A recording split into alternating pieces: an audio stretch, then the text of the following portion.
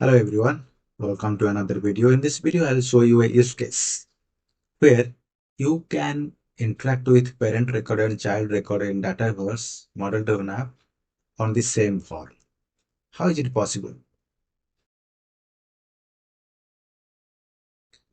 Let's say this is my bank account, right? If you open the bank account record, you see we have some title, status region on the field. We have some core banking information here, and the account number, balance, and transactions are there, related transactions in the bank, right? This is my child. If you go to transactions also, you will see these are the transactions which are created for the same bank account. My requirement is whenever I create a new transaction, I select a bank account. I have created this as a quick view, but I don't want to see this view. Rather than I want to have a form here, editable form, that I can also edit the parent record as soon as I am updating my transaction or creating my transaction. How is it possible? Because quick view form is always read only, right? Now let us see how can we do that. So let us go to the transaction and try to use components. What I will do, I'll go here and select that lookup and immediately scroll down. And here in the left side, you just click on the show only unused tables and drag once more the bank account here. You can add same field multiple times on the form, right? Keep the same bank account, keep the one lookup same, but the other lookup change to components and use forms and select which form we want to display. I want to use, let's say, this form. Now you'll see this bank account lookup is now converted to a form, and it will render the form as soon as you select a bank account. Let us save and publish and see how it behaves.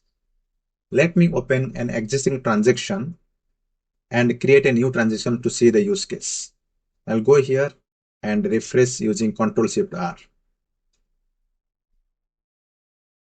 Now open this transaction. When you open this transaction, you will see something different.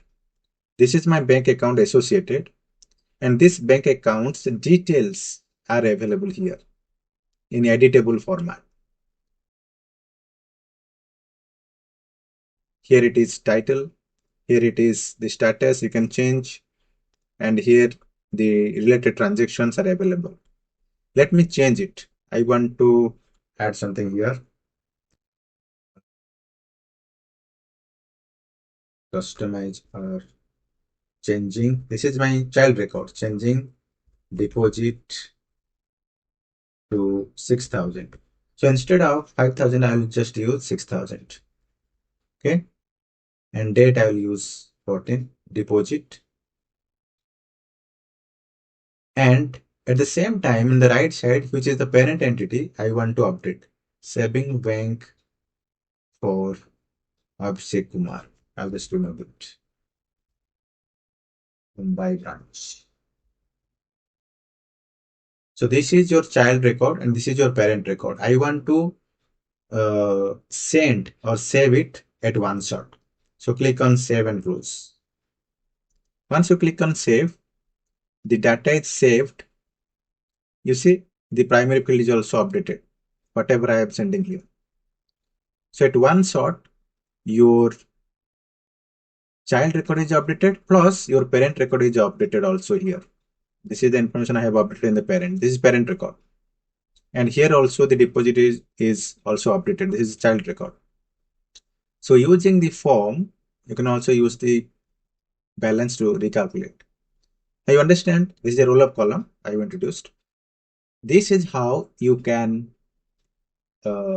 interact with parent and child at one shot. This is the use case, using a component called as form inside your child form. Now, how it will behave if you click on new? Whenever you click new, the form control is not loaded, you see, because you have not selected any bank account. Let me select a bank account. As soon as you select, the form is loaded. It is bringing data which are in editable form. You can decide what data to be editable. You can create a new form and design that, but I am using an existing form because this is not required, right? Adding transactions is not required. You can create a form without this subgrid. Now, this is the way how you can interact with child and parent at one screen.